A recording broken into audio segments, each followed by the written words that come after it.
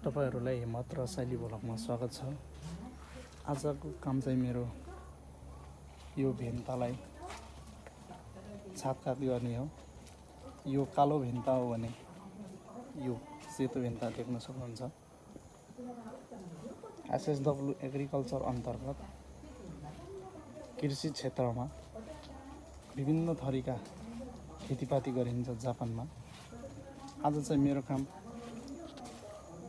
सेतो भेन्ता र कालो भेन्ता काट्ने हो।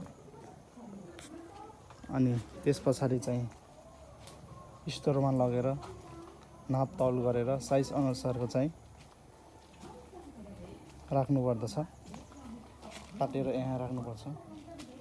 मेरो सम्पूर्ण औजारहरू यहाँ छन्। कैँची र कलम, कफी छन्। ल म चाहिँ सुरु गरेँ है त।